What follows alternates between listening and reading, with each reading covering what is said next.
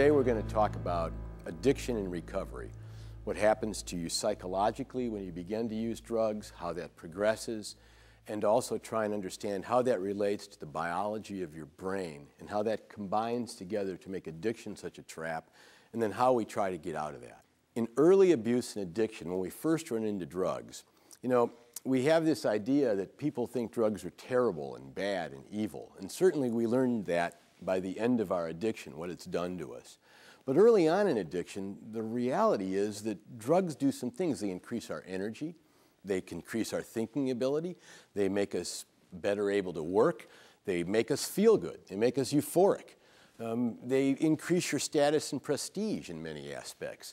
They give you relief from loneliness, depression, insomnia, and anxiety. Drugs do all those things. That's the reality of early drug use when you run into them.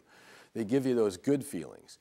Now, there's a few bad things that might happen when you start using drugs. For instance, they might be illegal and you might get caught. They might be expensive. They might occasionally make you feel sick. You might miss work. You might miss school at some time.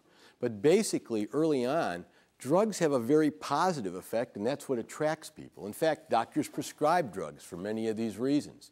We give them for people with depression. We give them when people are lonely or anxiety. We give it for people who can't sleep. So we use drugs that way.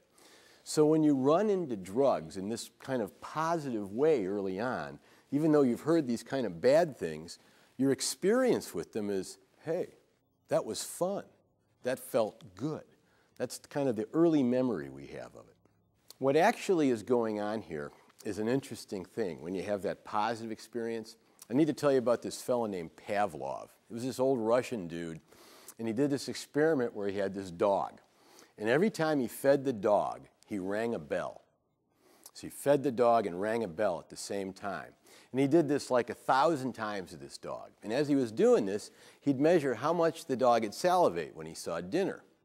And then one time, after doing this a bunch, all he did was ring the bell. And at that time, the dog still salivated and the dinner wasn't there. In other words, he had produced in that animal, by putting the sound together with the food, what they call a conditioned response. He had made a connection in that dog's brain between that sound and the food. So now when he heard the sound, the saliva still came. And this happens to all of us. It happens to me in a funny way that I like to share with people, and it happens to you, I'm sure, in ways as well. Whenever I smell cigar smoke, I think and get this feeling of Christmas. I feel like I'm a little kid and it's Christmas time. That's because when I was a kid, at Christmas time, I had this old German grandfather, Grandpa Wiesnagen.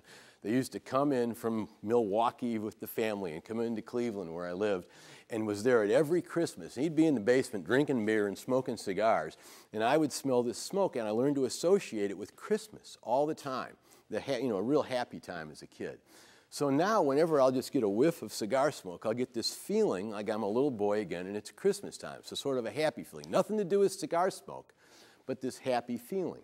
The same thing happens when you begin to use drugs. You get a connection between your emotions and something you think about. So remember, the drugs did a good thing for you. It might have been fun. It might have done it at parties. It might have been on holidays. It might have been with your friends, after work, after school, something exciting and fun. And nothing bad happened yet. So you had this connection between the two.